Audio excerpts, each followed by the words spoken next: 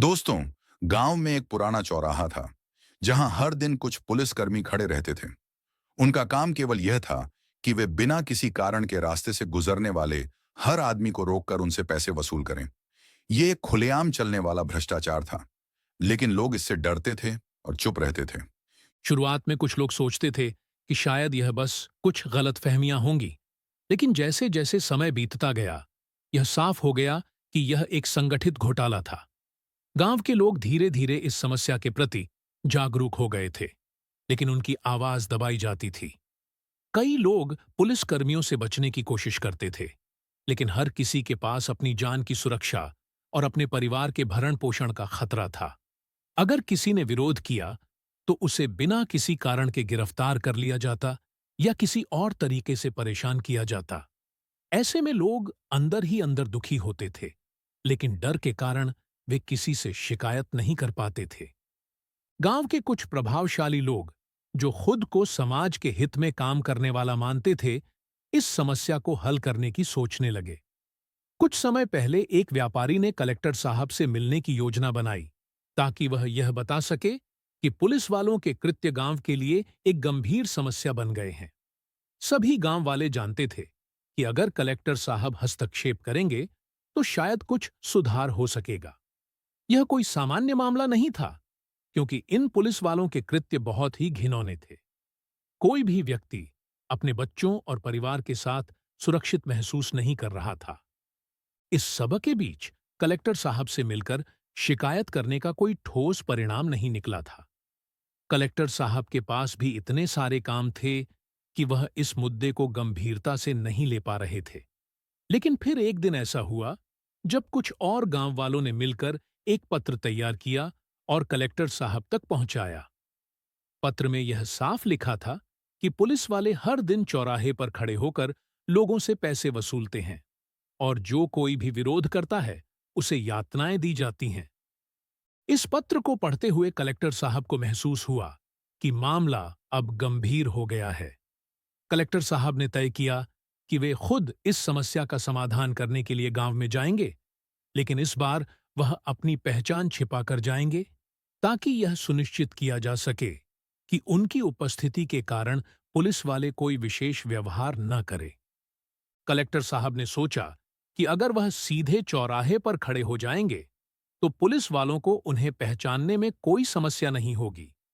उन्होंने एक अलग रूप अपनाने का विचार किया।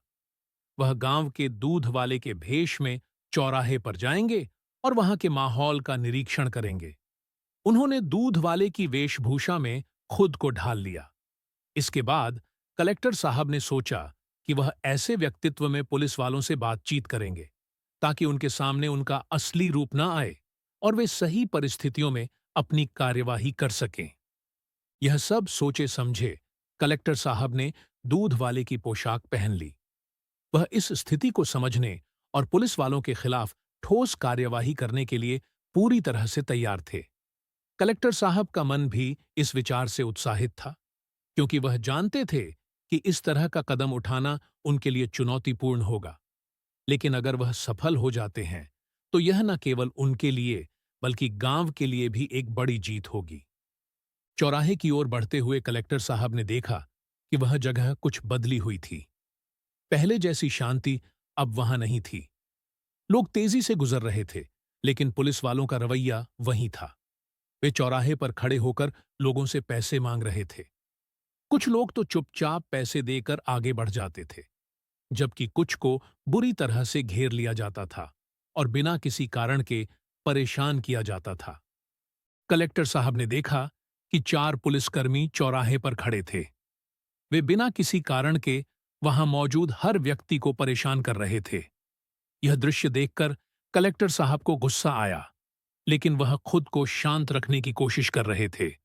उन्हें यह सुनिश्चित करना था कि अब उन्हें कुछ ठोस कदम उठाने होंगे। जब कलेक्टर साहब चौराहे के पास पहुंचे, तो उन पुलिसकर्मियों ने उन्हें घेर लिया। कलेक्टर साहब को देखकर एक पुलिसकर्मी ने कहा, "अरे, वह दूध वाला, कहां जा रहे हो? दिखाओ, जेब में क्या है? कुछ पैसे निकालो और निकल जाओ।" कलेक्टर साहब ने पहले तो सोचा कि वह इस स्थिति से बाहर निकल जाएं, लेकिन फिर उन्होंने ठान लिया कि अब वह इन पुलिस वालों के कृत्यों का पर्दाफाश करेंगे। पुलिसकर्मी ने फिर कहा, देख भाई, पैसे निकाल जल्दी, नहीं तो तुझे अंदर कर दूंगा। तुझे क्या लगता है तू किसी से बच सकता है? कलेक्टर साहब को अब और चुप रहना अच्छा नहीं लगा। उन्होंने सोचा कि अब वक्त आ गया है कि वह अपना असली रूप दिखाएं। कलेक्टर साहब ने धीरे से अपनी जेब से अपना आईडी कार्ड निकाला और उसे पुलिसकर्मियों के सामने लाकर दिखा दिया। जैसे ही पुलिसकर्मियों ने कार्ड को देखा, उनके चेहरे पर हवाइयां उड़ गईं। उन्हें यकीन नहीं हो रहा था कि वह खुद कलेक्टर साहब के सामने खड़े हैं। एक पुलिसकर्मी ने देखा और तुरंत हाथ जोड़कर कहा, कलेक्टर साहब, हमें माफ कर दीजिए। हम हम नहीं जानते थे। कलेक्टर साहब ने उसे गुस्से से देखा और फिर तुरंत एएसपी को फोन किया। उन्होंने कहा, यह चौराहा अब हमारी जांच का हिस्सा है। मैं चाहता हूं कि आप तुरंत यहां 2 गाड़ियों के साथ पुलिस भेजें। इन सबको गिरफ्तार करवा दो। जब एसपी ने सुन लिया तो उन्होंने त्वरित कार्यवाही की और कलेक्टर साहब के निर्देश पर पुलिस की 2 गाड़ियां भेजीं। कुछ ही देर में वहां एसपी भी पहुंचे और उन्होंने पूरी स्थिति का जायजा लिया। एसपी ने तुरंत सभी पुलिसकर्मियों को गिरफ्तार किया और उन्हें थाने ले गए। थाने में जब कलेक्टर साहब ने सभी पुलिस वालों को सस्पेंड करवा दिया तो उनके चेहरे पर खौफ था।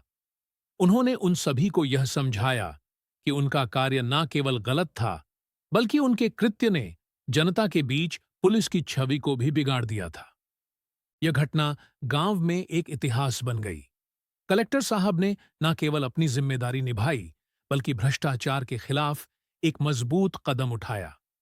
गांव में कलेक्टर साहब की कार्रवाई के बाद एक अजीब सी शांति छा गई थी।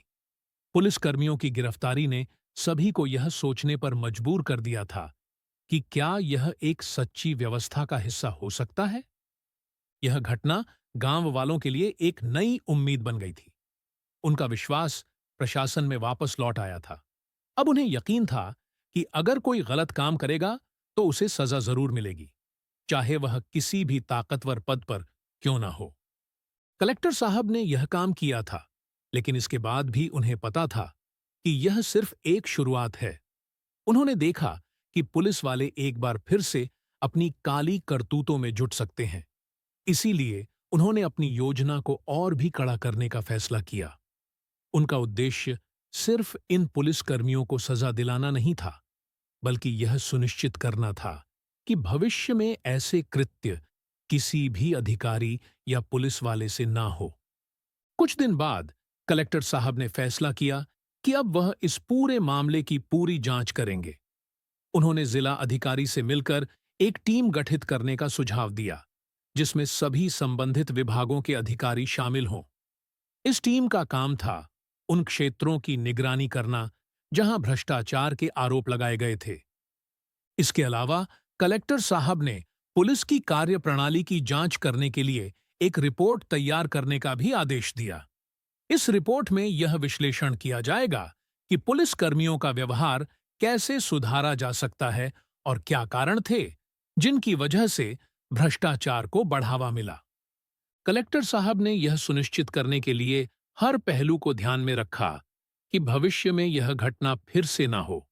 उन्होंने यह समझा कि भ्रष्टाचार केवल कुछ लोगों तक सीमित नहीं रहता, यह एक पूरे सिस्टम में फैल सकता है अगर इसे समय रहते ना रोका जाए।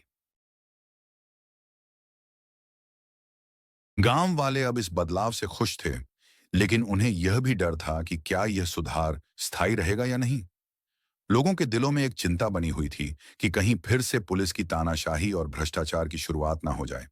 यही कारण था कि कलेक्टर साहब ने अपनी योजना को पूरी तरह से लागू करने के लिए पूरी ताकत लगाई। उन्होंने यह सुनिश्चित किया कि किसी भी पुलिसकर्मी की गलत हरकतों को अब नजरअंदाज नहीं किया जाएगा। कुछ हफ्तों बाद कलेक्टर साहब ने अपने कार्यों के परिणामों की समीक्षा की। उन्होंने पाया कि पुलिस वाले अब पहले की तरह खुलेआम रिश्वत नहीं ले रहे थे और उनका रवैया बहुत हद तक बदल चुका था।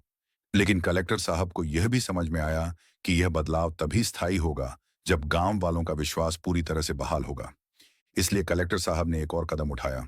उन्होंने एक जन सुनवाई का आयोजन किया, जिसमें उन्होंने गांव वालों से सीधे बातचीत की। इस सुनवाई में उन्होंने सुना कि लोग अपनी समस्याओं को लेकर कितने परेशान हैं और कैसे वे पुलिस की तानाशाही के शिकार होते थे। कलेक्टर साहब ने लोगों से यह वादा किया कि वह उनकी समस्याओं का समाधान करेंगे और किसी भी पुलिसकर्मी को जो फिर से ऐसी हरकतें करेगा, उसे सख्त सजा देंगे। यह बैठक गांव वालों के लिए एक नई उम्मीद लेकर आई। अब वे कलेक्टर साहब को एक मजबूत नेता के रूप में देख रहे थे, जो उनके लिए खड़ा था। कलेक्टर साहब ने गांव वालों से यह भी कहा कि यदि कभी उन्हें कोई परेशानी हो, तो वे सीधे उनसे संपर्क कर सकते हैं। उन्होंने यह भी बताया कि प्रशासन अब लोगों की शिकायतों को गंभीरता से लेगा और कोई भी अधिकारी या कर्मचारी जो गलत करेगा, उसे तुरंत निलंबित कर दिया जाएगा। इस बैठक के बाद कलेक्टर साहब ने एक नई योजना बनाई। उन्होंने यह सुनिश्चित किया कि पुलिस कर्मियों के काम की नियमित निगरानी की जाएगी।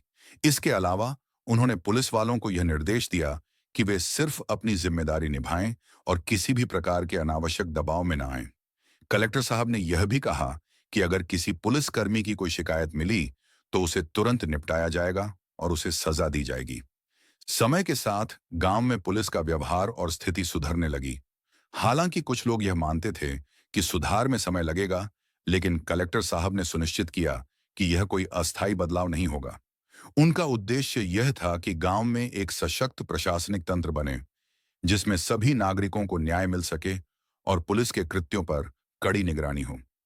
कलेक्टर साहब के इस कदम से न केवल गांव वालों का विश्वास प्रशासन में बढ़ा, बल्कि उन्होंने यह भी साबित किया कि अगर सही कदम उठाए जाएं, तो किसी भी स्थिति को बदला जा सकता है। उनका यह संघर्ष न केवल भ्रष्टाचार के खिलाफ था, बल्कि यह न्याय की स्थापना के लिए था। यह घटना एक महत्वपूर्ण मोड़ थी, जो यह दर्शाती थी कि अगर किसी भी समुदाय में सुधार की भावना हो, तो वह बदलाव अवश्य आएगा। कलेक्टर साहब के नेतृत्व में गांव वालों को यह समझ में आया कि जब तक वे चुप रहते हैं, तब तक गलत काम चलते रहेंगे। लेकिन अगर वे अपनी आवाज उठाएंगे और अपनी समस्याओं को सही तरीके से सामने रखेंगे, तो बदलाव संभव है। गांव में बदलाव की हवा बहने लगी थी। कलेक्टर साहब का साहस और ईमानदारी अब सबके सामने थी और इसने उन सभी को प्रेरित किया जो पहले चुप रहते थे। इसने यह साबित कर दिया कि अगर किसी को सही दिशा में नेतृत्व मिले, तो वह समाज में असली परिवर्तन ला सकता है। गांव में आए इस बदलाव के बाद कलेक्टर साहब ने महसूस किया कि अब समय आ गया है कि प्रशासन का हर एक विभाग और उसके कार्यकर्ता खुद को जिम्मेदार ठहराए। उन्होंने यह समझा कि एक बार भ्रष्टाचार खत्म हो जाने से कोई काम नहीं चलता, बल्कि यह जरूरी था कि यह सुनिश्चित किया जाए कि आगे से ऐसा कुछ भी ना हो। उनके मन में यह विचार था कि इस पूरी प्रक्रिया को सिस्टम के भीतर समाहित कर दिया जाए, ताकि यह केवल एक घटना ना बनकर एक स्थायी परिवर्तन में बदल सके। कलेक्टर साहब ने इस दिशा में अपनी कार्य योजना बनाई। सबसे पहले उन्होंने पुलिस विभाग के अधिकारियों और कर्मचारियों के लिए एक सख्त प्रशिक्षण कार्यक्रम आयोजित करने का निर्णय लिया। इस प्रशिक्षण में यह सुनिश्चित किया गया कि वे अपनी भूमिका और जिम्मेदारियों को सही तरीके से समझें। उन्हें यह बताया गया कि उनका काम लोगों की सेवा करना है, न कि उनसे पैसे वसूलना या उनका उत्पीड़न करना। इसके साथ ही कलेक्टर साहब ने यह भी निर्णय लिया कि गांव में हर एक नागरिक को यह अधिकार होना चाहिए कि वह प्रशासन से अपनी शिकायतें सीधे दर्ज करा सके। उन्होंने एक शिकायत निवारण प्रणाली बनाई, जिससे कोई भी नागरिक अपनी समस्याएं आसानी से प्रशासन तक पहुंचा सके। यह प्रणाली पूरी तरह से पारदर्शी थी और कलेक्टर साहब ने यह सुनिश्चित किया कि सभी शिकायतों पर तत्काल कार्यवाही की जाए। समय के साथ प्रशासन में सुधार आ रहा था, लेकिन कलेक्टर साहब को यह समझने में देर नहीं लगी कि केवल पुलिस विभाग को सुधारने से कोई खास फर्क नहीं पड़ेगा। यह जरूरी था कि प्रशासन के हर विभाग में पारदर्शिता और ईमानदारी का पालन किया जाए। उन्होंने यह कदम उठाया कि सभी सरकारी दफ्तरों में निगरानी रखने के लिए एक समिति बनाई जाए, जो यह सुनिश्चित करेगी कि कोई भी कर्मचारी गलत तरीके से काम न करे। गांव वालों के बीच इस बदलाव का असर तेजी से दिखने लगा। पहले जब किसी को प्रशासन से मदद की जरूरत होती थी, तो वे अक्सर डर के कारण मदद नहीं मांगते थे। अब लोग खुलकर अपनी शिकायतें प्रशासन तक पहुंचाने लगे थे और कलेक्टर साहब की ईमानदारी और उनकी नीतियों ने यह विश्वास दिलाया था कि अब वे सही दिशा में जा रहे हैं। इस बीच कुछ राजनीतिक लोग और दबंग वर्ग के लोग कलेक्टर साहब के इस परिवर्तन से खुश नहीं थे। उन्हें डर था कि अब उनका भ्रष्टाचार और गलत काम उजागर हो जाएगा। हालांकि कलेक्टर साहब ने इसका पूरी तरह से सामना किया। उन्होंने अपनी नीतियों को लागू करते हुए यह सुनिश्चित किया कि वे हर किसी के लिए समान रूप से काम करें, चाहे वह अमीर हो या गरीब, ताकतवर हो या कमजोर। एक दिन कलेक्टर साहब को एक सूचना मिली कि कुछ लोग फिर से चुपके से कुछ गलत काम करने की कोशिश कर रहे थे। यह जानकर कलेक्टर साहब ने तुरंत एक निरीक्षण दल गठित किया और गांव के सभी क्षेत्रों की जांच करने का आदेश दिया। उनकी इस सतर्कता ने यह सुनिश्चित किया कि कोई भी व्यक्ति प्रशासन के खिलाफ काम करने का साहस ना कर सके। गांव वालों ने देखा कि कलेक्टर साहब अब हर कदम पर उनके साथ खड़े हैं। उन्होंने यह महसूस किया कि अब उनके पास कोई ऐसा नेता है जो उनके अधिकारों की रक्षा करेगा। कलेक्टर साहब ने यह साबित कर दिया कि किसी भी स्थान पर सही कार्य प्रणाली और ईमानदारी से कार्य करने वाले व्यक्ति के नेतृत्व से बड़े बदलाव संभव हो सकते हैं। इस समय गांव में हो रहे बदलाव को देखकर अन्य आसपास के गांव भी प्रेरित हुए। वे कलेक्टर साहब के नेतृत्व के बारे में सुनने लगे और यह समझने लगे कि अगर एक जगह प्रशासन ईमानदारी से काम करता है तो यह पूरे क्षेत्र के लिए लाभकारी हो सकता है। धीरे धीरे कई अन्य गांवों ने भी कलेक्टर साहब की नीतियों का पालन करना शुरू कर दिया। गांव में बदलाव के इस नए दौर को देखने के बाद कलेक्टर साहब को यह समझ में आ गया कि उनका कार्य केवल भ्रष्टाचार के खिलाफ संघर्ष नहीं था, बल्कि यह एक सामाजिक और प्रशासनिक जागरूकता का आंदोलन था। उन्होंने यह भी महसूस किया कि एक प्रभावी प्रशासन का निर्माण केवल भ्रष्टाचार समाप्त करने से नहीं होता, बल्कि यह तब तक संभव नहीं हो सकता जब तक लोगों में खुद में बदलाव की भावना ना हो। इसी बीच कलेक्टर साहब के नेतृत्व में हुए सुधारों के बारे में मीडिया ने भी रिपोर्ट करना शुरू किया। समाचार पत्रों और चैनलों पर कलेक्टर साहब की ईमानदारी और उनकी सुधारात्मक नीतियों के बारे में सकारात्मक खबरें आने लगी। यह न केवल गांव के लिए बल्कि पूरे जिले के लिए गर्व की बात थी। लोग अब कलेक्टर साहब को एक आदर्श अधिकारी मानने लगे थे। इस बीच पुलिस विभाग में हुए सुधारों के बाद कलेक्टर साहब ने यह निर्णय लिया कि अब वह विभागीय स्तर पर भी निगरानी बढ़ाएंगे। उन्होंने एक नई टीम बनाई जो यह सुनिश्चित करेगी कि कोई भी पुलिसकर्मी फिर से किसी भी प्रकार का भ्रष्टाचार न करे। इसके लिए उन्होंने विभाग के अधिकारियों से नियमित रिपोर्ट लेने का आदेश दिया ताकि किसी भी गलत काम की पहचान की जा सके। इस प्रकार कलेक्टर साहब का यह सुधारात्मक कार्य न केवल गांव में बल्कि जिले में भी एक प्रेरणा बन गया। उनका कार्य यह साबित कर रहा था कि अगर सही नेतृत्व और नीतियां लागू की जाएं, तो प्रशासनिक व्यवस्था में सुधार संभव है। गांव में हुए बदलाव के बाद कलेक्टर साहब को यह महसूस हो रहा था कि अब वे उस दिशा में काम कर रहे हैं जहां से हर बदलाव की शुरुआत हो सकती है। लेकिन वह जानते थे कि अभी भी कई अन्य समस्याएं हैं जिन्हें हल किया जाना जरूरी था।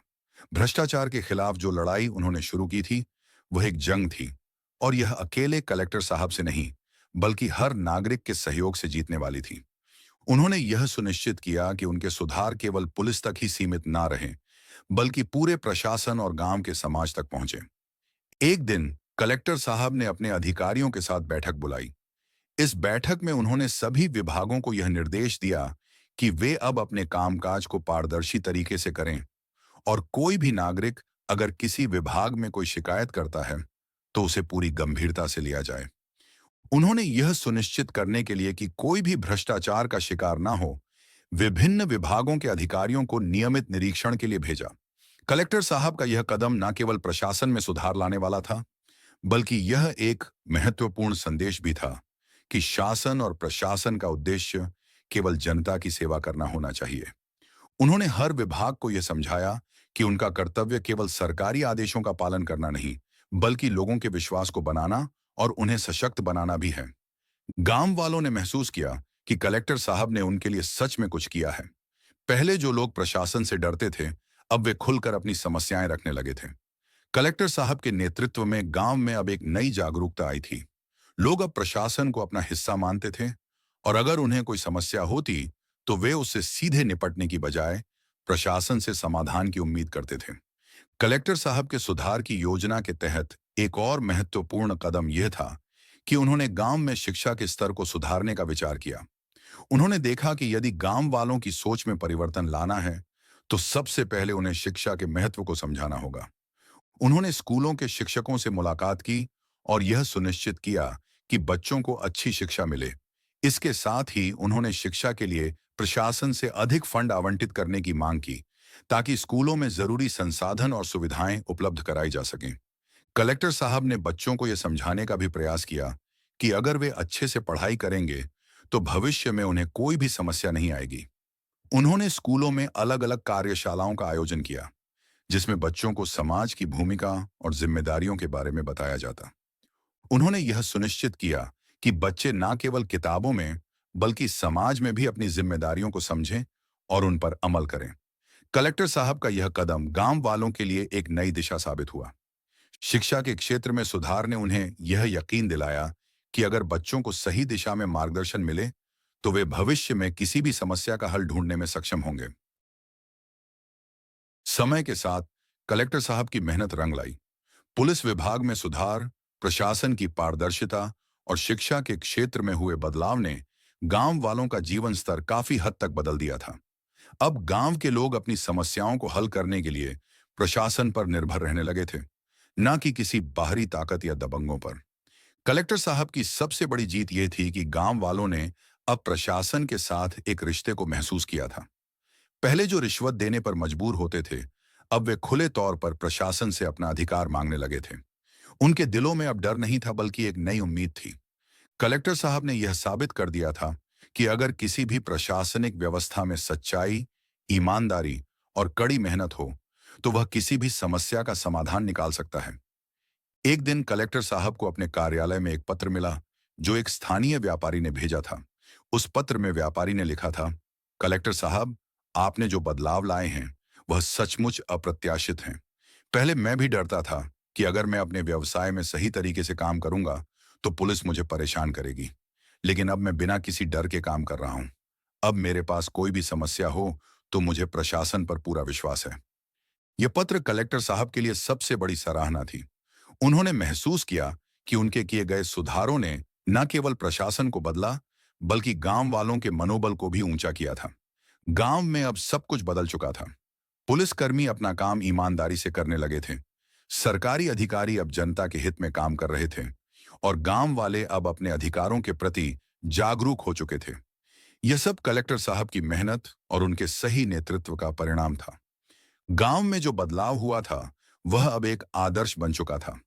दूसरे गांव और शहर भी इस बदलाव को देखने आए और कलेक्टर साहब के नेतृत्व में हुए सुधारों को अपने स्थान पर लागू करने की योजना बनाने लगे। कलेक्टर साहब का यह संघर्ष न केवल उनके गांव के लिए बल्कि पूरे जिले के लिए एक मिसाल बन गया था। कलेक्टर साहब के नेतृत्व में गांव में आए सुधारों ने पूरी पंचायत और आसपास के क्षेत्र में बदलाव का एक नया अध्याय लिखा था। अब गांव वालों का प्रशासन से विश्वास पूरी तरह से बहाल हो चुका था।